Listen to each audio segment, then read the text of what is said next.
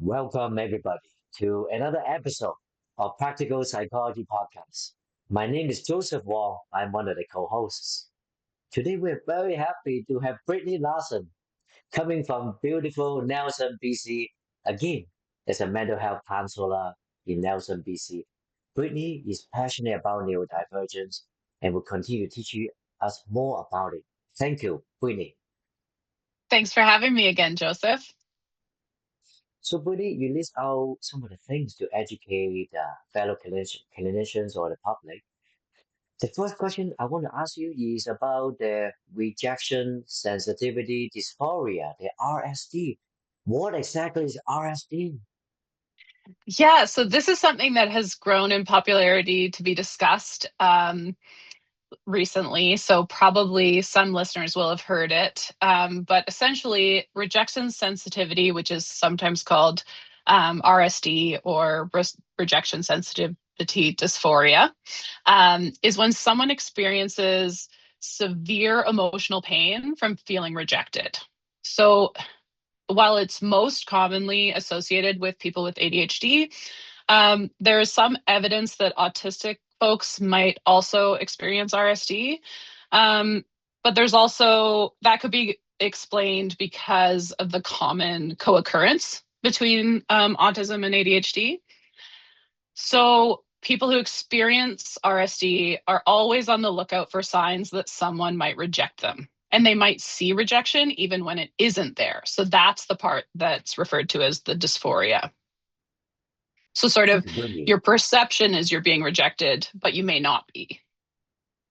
Oh. And Brittany here in a clinical setting, being rejected and rejection is one of the very common topic you see counseling or psychology. People get rejected by their family, by their siblings, in relationships, husbands, wife, partner. Yes, exactly. It is such that so closely related to attachment and wanting to feel secure in your relationships. Um, and then when you add in sort of challenges with understanding social protocol or differences in perception, it can be amplified. Hmm. So basically, when we're rejected by another human, it's that loss of connection. And humans, even people who are neurodivergent humans, are hardwired to seek safety and belonging with other human beings. So, what might be different though for neurodivergent people is that it's harder to find real safety and belonging. So, it makes sense that folks respond more strongly to that loss of connection or rejection because they often have had a lot of social experiences of rejection when they're misunderstanding situations. So they become extra alert to the potential for rejection. What do you mention about the rejection linked to the loss of connection and that we take for granted, but for a lot of neurodivergent population, the rejection can be a very common pattern or trauma from their upbringing. Yeah, exactly. So, sort of a lot of times when we think rejection, we're thinking romantic rejection. So, sort of when you have feelings for someone and it's not reciprocated, or um, or a relationship ends, or even worse, someone ghosts you, which that can be quite painful because you don't even know what happened. So we often think about it in terms of romantic relationships, but there's also social rejection. So like being excluded from a group activity, Mhm. or being unfollowed or blocked on social media platforms, or not being invited to social events. Even when people like you, they might just overlook it, but you might feel as though you're being rejected. Also, pretty, you're mentioning rejection is way bigger because when I was asking you at the beginning, the first thing people think about is romantic rejection.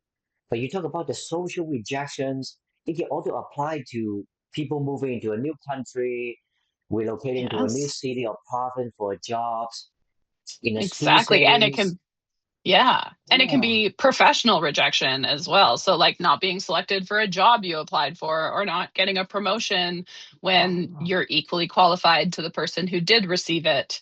Um, like any human would feel a sense of rejection in these situations. But if you have rejection sensitivity dysphoria, you might interpret those more nuanced situations as like strong rejection. And it often has, because as we know, our brains and our bodies are really connected, so that emotional feeling can feel like physical pain. Wow. Yeah, because this rejection here, from what you're mentioning, can extend to workplace conflict, bullying in school, and those are all very common reasons people seek counseling support. Yes, exactly. And these things start from a young age. So it's that same sort of pattern building that happens over time.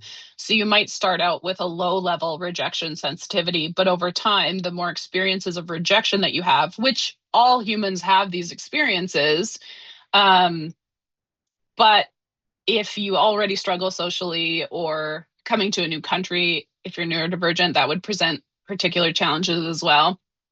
These sort of patterns um, amplify over time and they build on themselves. And so the rejection, almost like you're feeling every rejection you've ever experienced each time you're rejected.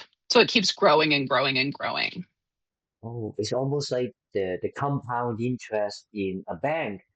They kind of Yes. snowball and accumulate. Yes, exactly. And often what happens is we turn to self blame or shame Mm. because, of course, we can't control someone else. So it's easier to turn inward and notice the pattern of us being rejected without noticing that other people are also experiencing rejection. Wow. And pretty here for the viewers and fellow clinicians watching this video. Um, when people get rejected, they feel hurt. And how do they know they are getting the regular rejections intensity or to the point of the RSD, the rejection sensitivity dysphoria level? Yes. So one of the, there's actually a great resource. Just one second. I had it pulled up here. All right. So this is the page that you will see. Understanding rejection sensitive dysphoria. What is it? Do I have it? What can I do about it? And this was actually sent to me from another clinician. But basically, you can take this quiz. Um, where's the button? I might have already scrolled past the button, but you can see there's tons of information as well as the quiz. And the quiz will ask you to put in your email. But oh, there it is. Take the quiz. Let's take it But together here with the oh, viewer let's here. take it together. All right. Let's see how rejection sensitive I am. Or Joseph, let's see how rejection sensitive you Okay, are. okay. Okay, do you feel a certain way when your feelings are hurt? Wow, I see. Okay. How about C?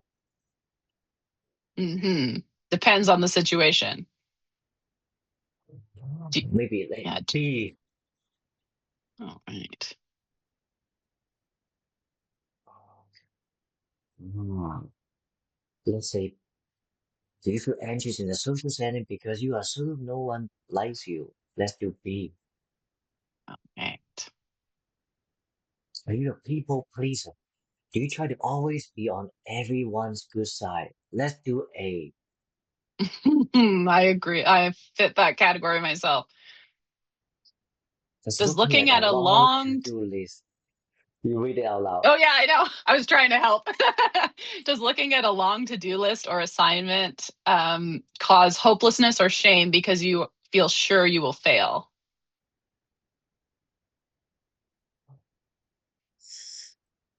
Let's put A.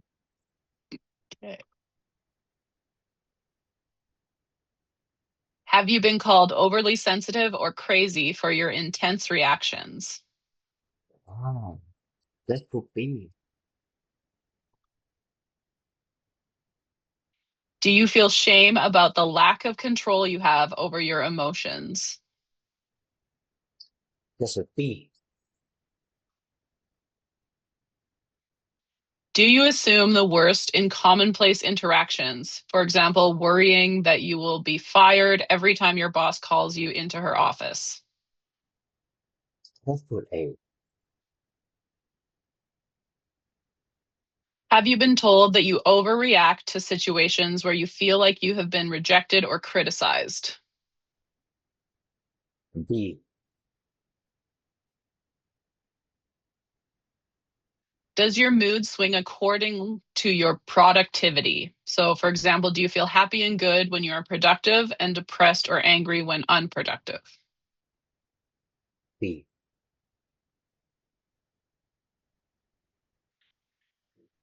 Do you avoid meeting new people or trying new things because your fear of rejection, failure, or criticism is so strong?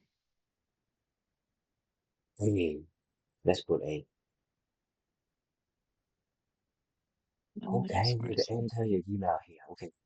But there is a place where you can say skip this step, but where is it? Let's skip. It used to be there.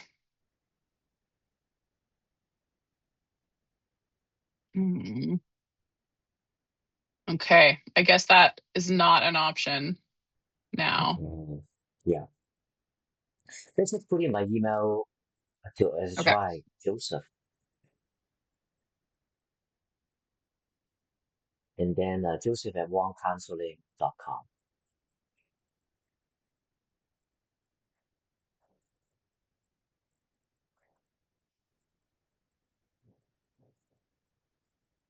Mm. There we go. A Oh, highly sensitive okay. turtle. How about you I'll read read that it out out if you loud? want. Sounds good. Like a turtle, you are highly sensitive to your world around you, and so you retreat into your shell where you are safe and unchallenged. Your mood can swing from happy one moment to sad, hopeless, or furious the next. You feel great when you are productive and your work is well received, but your mood swings downward quickly the minute you experience any negative feedback. You feel criticism, failure, and rejection sometimes so intensely it can feel like physical pain. Because this experience is so painful, you try to avoid it at all costs. You stay away from challenge, you procrastinate difficult projects, and you may avoid social situations for fear that you might be rejected. You have probably been told that you are sensitive and have been criticized for it. Your sensitivity to rejection is real. You did not create it and you are not making it up. But there are ways to make it more tolerable and to feel more stable and balanced. And then it says, check out this article for more information on rejection sensitivity, as well as proven strategies that can put you on a more even keel. I see. Okay. Hmm. Yeah. Oh, thank you. Yeah, Brittany, this one will be a very powerful tool to use in day-to-day counseling with clients. Yes, exactly. And it gives you a really succinct answer at the end that's pretty personalized. It's less like those tests that sort of have different categories. It takes all of your answers into consideration and then personalizes the Mm. response to you. Oh, yeah, as you mentioned, Brittany, um, talking about rejection is closely linked to the connections and self-esteem and self-identity. Exactly. And so we kind of then, I say we as human beings, um, we tend to then become hyper vigilant to rejection because it's sort of, we become really aware of it and we start to interpret neutral or sort of ambiguous interactions as negative because you're constantly looking for signs of rejection. So human brains do this anyway because it's part of our survival mechanism. So we're always like our brains are primed to look for the negative. It is a protective mechanism that can be really helpful, but it's more like if you're about to be eaten by a lion than I'm about to be rejected socially. But in the past, being rejected socially might mean that you couldn't survive because you had to work together as a group of, like, say, 20 or 100 people historically to survive, which makes sense that then that social rejection can feel like a physical danger or physical threat because without that connection, you can't survive. In this day and age, we can technically survive, but as we know, there's so many physical symptoms related to people who are lonely or really Mm. removed from connection you can have a lot of health effects, both mental health and physical health. Wow, so Brittany here, let's say for people in your social circle, Mhm. what are some of the signs that people can observe? Oh, this individual might have high rejection sensitivity. Yeah, so some of it might appear a bit like rumination. So they sort of talk about this pervasive fear or expectation that others will reject them. So they're kind of going Mm, over sort of significant social situations or even insignificant moments in social situations mm, to see whether there's a likelihood that they will be rejected. So it can kind of present like anxious rumination. But then there's also like intense emotional reactions like anger, sadness, or distress that from the outside can seem disproportionate to the situation. But the feeling is real that the person is experiencing. So it's important not to dismiss people as like sensitive or, I mean, lots of people use the word crazy, which I don't love as a mental health professional, but um, just sort of this, you're overreacting, but to mm. their nervous system, they are not overreacting. These are the signals that are being sent throughout their entire body. Wow. So when you notice that disproportionate or excessive anger or sadness or that reactions, that could be one of the Mm-hmm. results of the rejection sensitivity. Yeah. And so yeah, I think in our last podcast, we talked about sort of not joining other people's chaos. So, like bringing the calm when someone's dysregulated. So, if you notice that someone appears dysregulated, often because it's disproportionate to what has just happened, don't come in like hot. Don't come in at their chaos level. Come in calm and curious and try to figure out what is happening for them. Because often, if you approach it that way, things can be resolved almost instantly. But if you approach the other way, it can sort of lead to these big, unnecessary Mm. feelings for both people. Oh, wow, wow. So in a way, Yeah. breathing, it can be very complicated. When we see Yes, these sort of strong emotions, it can be RSD, rejection sensitivity, dysphoria. It can be trauma. It can be anxiety. Wow, yes. complicated here. It is, and we never really know what's coming up for people. So that's why being curious is the most important thing we can do because nobody is like purposely having these huge reactions. So just get curious about what's happening for them. Because often what will happen is there's the relational consequences that then people, to protect themselves from rejection, might start to Mhm. avoid social interactions or they might have the excessive reassurance seeking, like I was talking about before, or sort of even Mm. hostility towards others to sort of protect themselves from Mm. that rejection.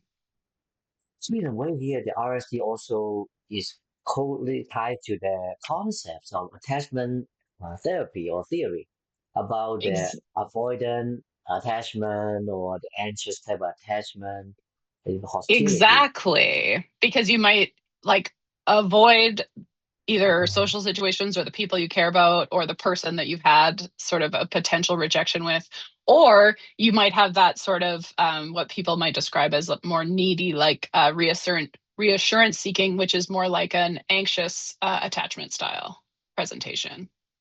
Okay.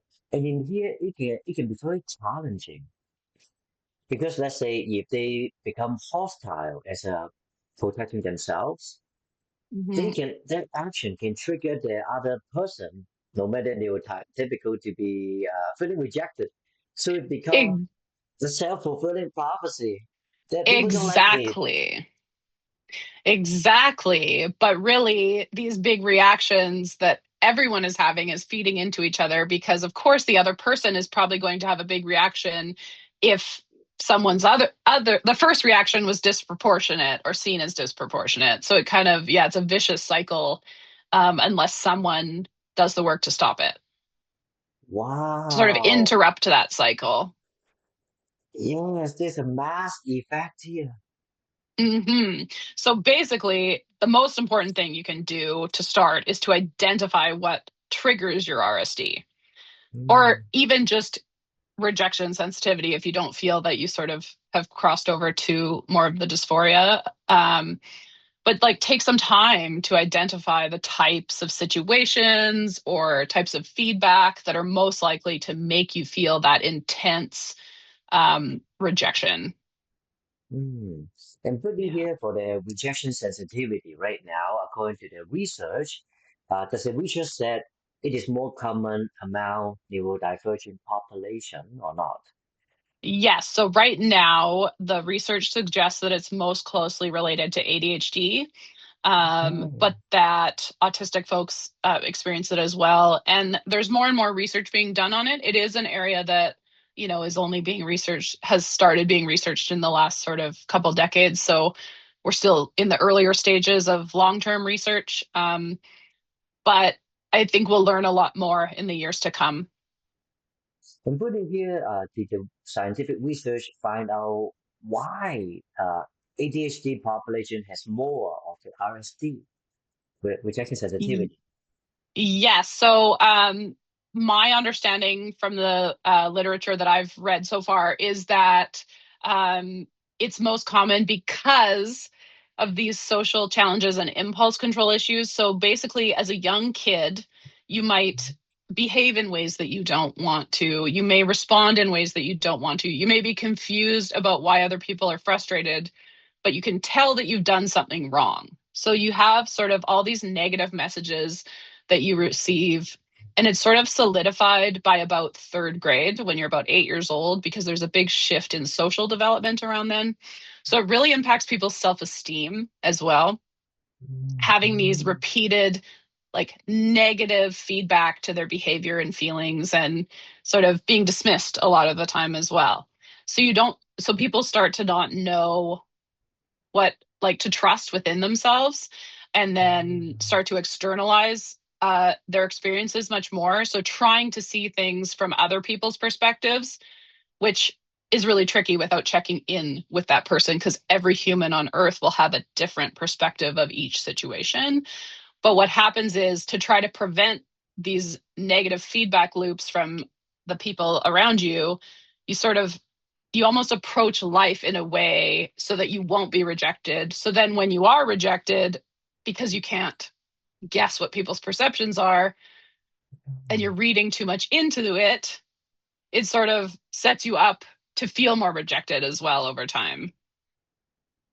Oh, yeah, because of the impulse control, the attention regulation, emotional regulations, from the get-go in the upbringing, they would experience more not being understood, stigmas, and yeah, the rejection. Yeah, there's lots of studies, like unrelated even to rejection sensitivity, about sort of self-esteem and sort of that development in early childhood.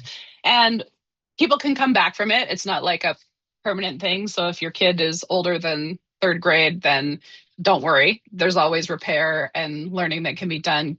Kids are very resilient, and even adult brains have plasticity. Oh my goodness.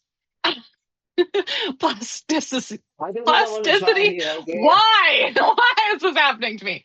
Anyway, you can develop new neural pathways. Please cut that part. Listen, Brittany You can here. One thing develop here new is, neural pathways.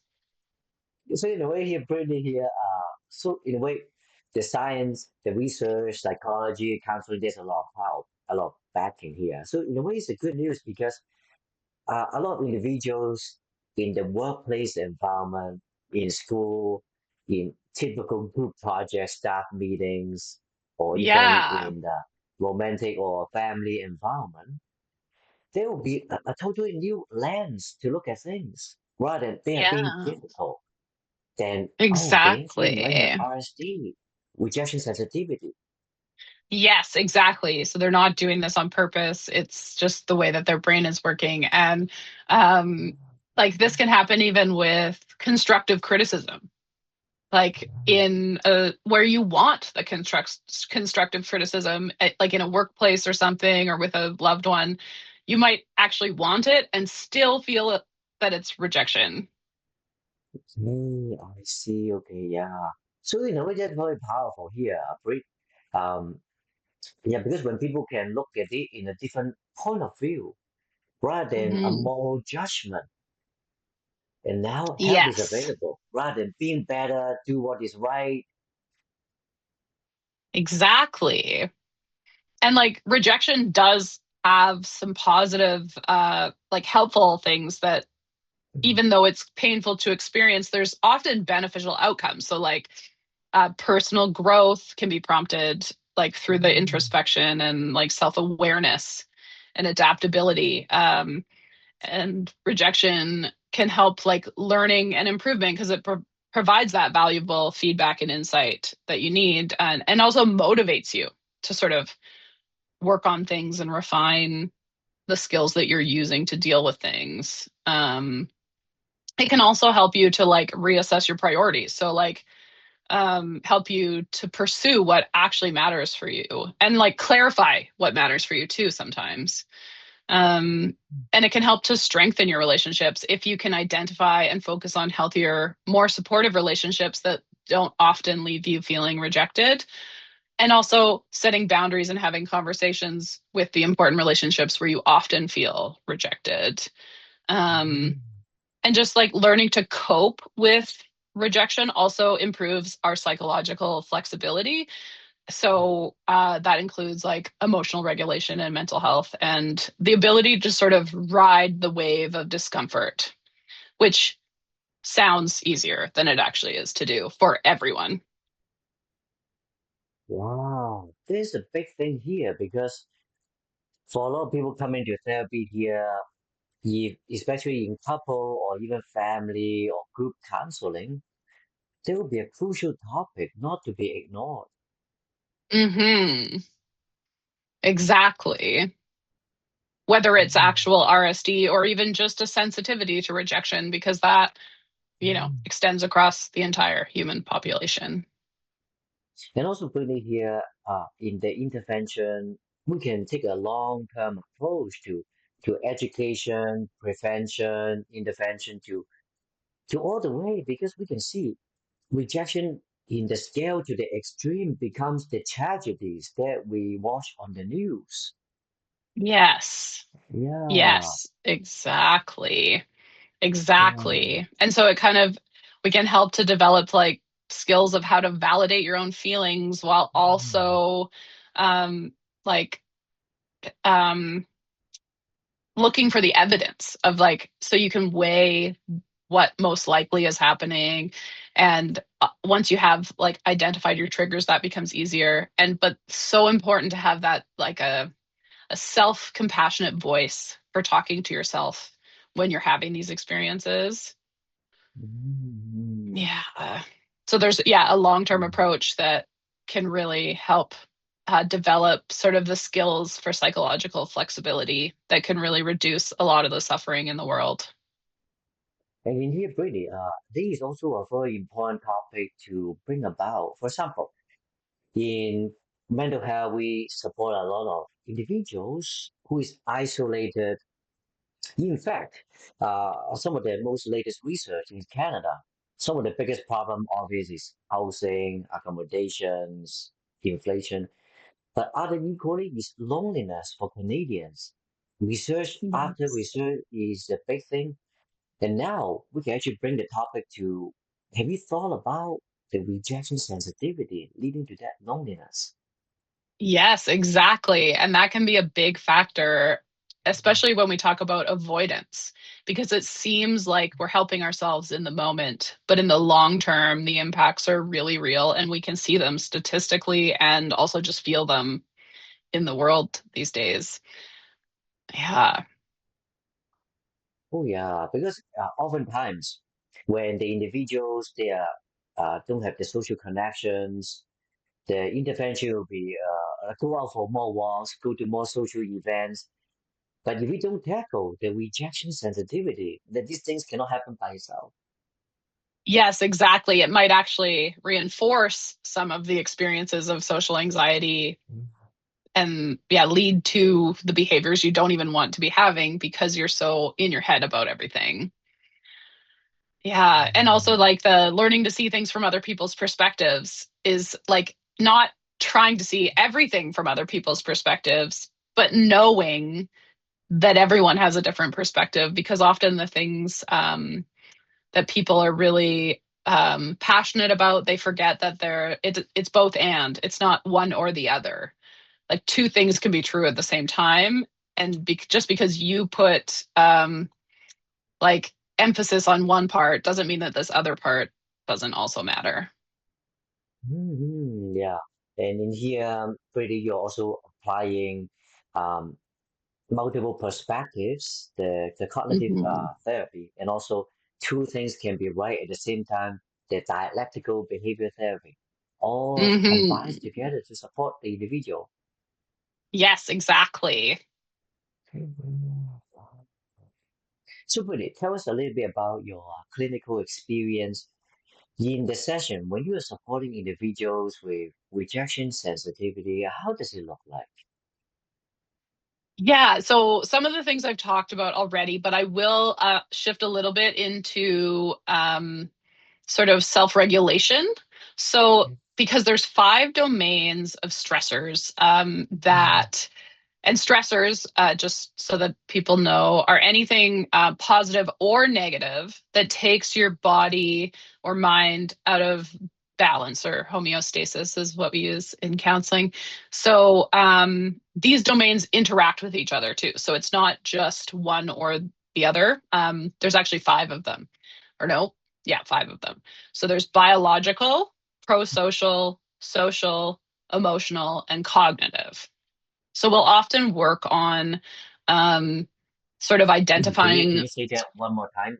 Biological and then mhm, pro-social pro-social, okay? and Then then social. social, Yeah, and I'll differentiate in a minute. And emotional emotional, and cognitive. and cognitive. Okay, thank you.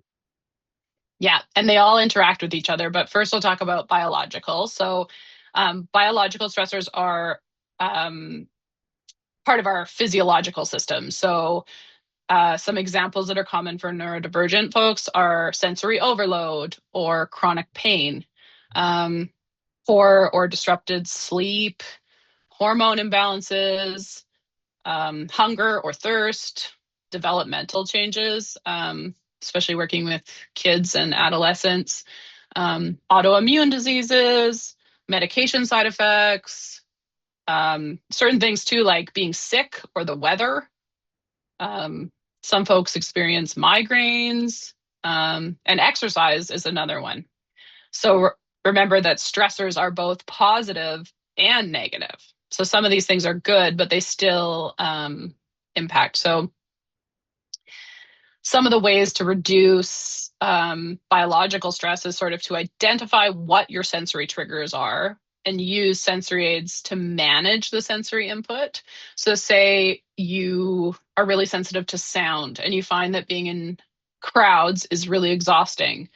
So, there's this really great company, and I think there's actually a number of companies now that make earplugs that they have different settings on them, so you can turn them so that the background noise is sort of removed, but you're still hearing the conversation. So it's like earplugs, but they still allow for the volume you want to be hearing, but they remove the excess so that it's less taxing on your body over time. So that's just one example of sort of something you can use to manage that sensory input. Um, that can be really helpful for people who like to be in group settings but find it really hard due to the sort of commotion around them being really draining. And then developing flexible routines that sort of honor your energy levels. So taking breaks when are needed so that you avoid things like burnout, which really affect you physically and mentally. Yeah. And so after the biological, there are social stressors. So those are stressors that like Is impact it how the we feel. pro-social? Pro-social No, and sorry. social. I named them in the wrong order for my Okay, memory. social. Okay. So this is the social. So these are stressors that impact how we feel and relate to other people. So a lot of what we were talking about with the RSD. So sort of having to manage neurotypical social cues. You can do it, but it takes a lot of energy. That perceived rejection that we talked about. Miscommunications are a big one, feeling excluded, socializing too much. If you're someone who like kind of finding the right balance for you, because everyone has a different need for social interaction. Lots of people will talk about introversion or extroversion. Um, Sort of a pressure to respond. So like to phone calls or text messages or emails, just like knowing that those are looming can really drain your energy and impact your ability to self-regulate. Feeling misunderstood, social anxiety, small talk, conflict.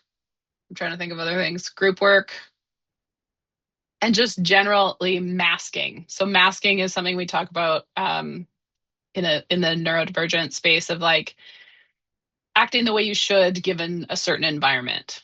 So it takes a lot of effort to appear neurotypical. Basically, you're trying to blend in. So sometimes that's for safety, sometimes that's in a professional environment, it's necessary. And sometimes you can unmask. So learning when it's possible to be unmasked. And then that takes less energy. Um, so some of the things that I would go over with people is like what social environments and people like respect your boundaries, understand your neurodivergence. Like where do you feel the most like yourself? Because those will be places that sort of give you energy. Um, another thing is developing sort of internal scripts for common social situations so that it takes less effort each time. Oh, great Uh, idea. yeah. And also one thing that people sort of don't always do is allowing yourself recovery time after social events. Because a lot of these rejection sensitive and rumination, like those kind of thoughts come because how exhausted you are from the social event. So there's a good chance that if you allow yourself the chance to recover after the social event, that a lot of your worries and rejection will dissipate when you have more energy and like capacity to deal with the feelings or the thoughts. Yeah. Yeah. And What so about the pros, pro-social? yeah. So the pro-social, um, so those are stressors that arise from sort of efforts to help others or improve social relationships. So maintaining boundaries, compassion fatigue, feeling unprepared, having difficulty saying no, um, people pleasing, which is a very common one that we're socialized to have, which in some ways people pleasing is helpful. It's just like perfectionism, where sometimes it's helpful, but a lot of the time it's not. So knowing sort of where the boundary is when it's being helpful or not, sort of moving towards your goal, helping you move towards your goals, or is it like moving you farther away from your goal? Um, Sort of the somatic empathy. So like people who feel empathy in that like deep physical way, they take on other people's emotions. Um, Ignoring your own needs and being late is a really common one, a big stressor for people. Um, and social media can be a big part of this pro-social because these relationships are often online or they're not representative of a real relationship, but they can feel like it in a lot of ways. And a big one that you mentioned before is world events. So, sort of taking on what's happening in the world right now, which I'm sure everyone can relate to in this moment in time. Yeah. So, some of the things that we would work on around this domain is practicing saying no when you're asked to take on too much so that you ensure that your needs are met first. Again, with that metaphor of you can't pour from an empty cup. So if you keep saying yes to everything, you're not going to be doing as good of a job at those things. And also, eventually, you will burn out. Um, and as someone who likes to say yes to most things, I can really relate to that one. Um, and allowing yourself to feel empathy without taking on other people's emotional burdens, which is quite a lesson learned over a long amount of time, but um, the practice is definitely worth it and can be really impactful. And Mhm. what did I say next? Emotional and cognitive. Emotional and cognitive. Okay. So, emotion, I've said enough now that I'm starting to forget what I have or have not discussed. Okay. So, emotional stressors are stressors that impact how we feel. So, they can intensify all of the other stressors. So, the first thing that comes to mind is rejection sensitivity is probably the top of this domain. Um, Also, for some folks, internalized ableism would fit in here. Unexpected changes is a big one, and how to manage those and just the emotions that come along with it. Imposter syndrome, um, sort of anticipatory anxiety. So it's similar to the unexpected changes, but it's more like in anticipation and you can't predict what the outcome is going to be. Trauma responses, which you mentioned before, also fit under here. And some people have more sensitive nervous systems than others. So, where some people are able to sort of handle things differently, it's kind of just luck of the draw, which nervous system you got um, a lot of the time, or kind of how it developed. So, some people are really sensitive to everything around them, and some people aren't. And it's not really something that they've made a choice about. Um, Burnout or an autistic burnout in particular can be in here. Depression, shame, grief, and loss, whether it's based on death or bereavement, or if it's grief over something that's more ambiguous, and just really big emotions in general. Some people feel their emotions more deeply than others, which is quite common, particularly with ADHD and also autism, having those big feelings attached. Um, so, to reduce emotional stress in counseling over time, we'd create sort of visual or written emotion charts, because like the feelings wheel, probably a lot of people will be familiar with, and you can see a blurry version over my shoulder here on a pillow. um, but often we think of kind of the main feelings at the center of the wheel, which are like happy, sad, mad, uh, scared. There's the ones that are in the center, but then expanding out to sort of pinpoint what the emotion actually is. So it could be that you feel mad, but what you're actually feeling is fear of rejection.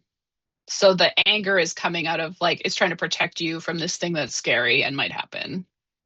So, sort of trying to connect the triggers and the patterns with the stressors and sort of what that brings up for each individual, because for each individual, it will be a bit different because we've all had different experiences and sort of have a different recipe that's made up our lives, both our personalities and our experiences. So, and another big piece of this, which sounds very simple, but is very challenging, is sort of learning to treat yourself with kindness and compassion the way you would for other people, most likely, um, and allowing space to have your feelings without judging those feelings. So, just like, I'm noticing that I'm upset right now, and that's it. It's not good or bad. No feelings have like a moral judgment associated with them. Mhm. Yeah. And when you say out loud, it also catch the individual check in and slow down and to increase self-awareness too. Yes, exactly. And so the more self-awareness we develop over time, the more we'll see a reduction in all of these domains. and our ability to manage it, because instead of that, oh my goodness, what's happening feeling, you'll know what's happening. So even if it's still uncomfortable, even if it's still affecting your life negatively, knowing what's happening and having that self-awareness of how you experience the world, and it just makes so much difference in how you speak to yourself internally, or even Mm. challenge the way that your thoughts are showing up. So you might still have the thoughts like, oh, I'm an idiot. Because, of course, we're always the meanest to ourselves. But then you can kind of hear like that you've thought that, and oh, I noticed that I'm having that thought again. I noticed that I'm having that thought that's trying to protect me, but that's not an effective way of helping me right now. So thanks for trying to help, Mm. but no thanks. Yeah, and Brittany, this also speak to some of the principles of psychology. Is on one hand we have habit, autopilot, we become passive. But if Mm-hmm. the habit is not giving us the results or sometimes causing harm, we want to look at it in an intentional way, bring Yes, more intention and exactly. active. Yes, because all of these habits served us in some way in the past, like they were helpful at one time, but it's often not the most effective way of achieving what it's trying to achieve. Like calling myself an idiot to motivate myself is probably not the best way to get results and also feel good about myself at the same time. Like I could say, "Oh, I made a mistake. I don't like making mistakes, but that's how I learn." Mm. Or, "Oh, I don't know how to do that yet." Yet is also another powerful technique. I cannot do it. I cannot do it yet. Mhm. Exactly.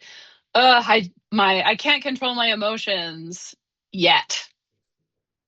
I Mhm. can't control my reactions yet. And even just that, having that yet gives you the hope that can motivate you to keep learning and keep trying. So, Yeah. And Brittany, that actually, yeah, you go. Sorry. it's very powerful here. And Hmm. today, as a summary, we talk about the rejection sensitivity dysphoria RSD. And then now Hmm. we talk about the five domains of stressors. And then we talk Yeah. about some of the clinical applications. And today we come to an end here, but we would love to invite you again to talk a lot more about other topics. That sounds great. And yeah, I can get to the cognitive stressors that time, because that's a big area, of course. So that would have taken me the longest to explain. So, pretty very welcome, and I will see you in the next episode. Thank you. Thank you so much, Joseph.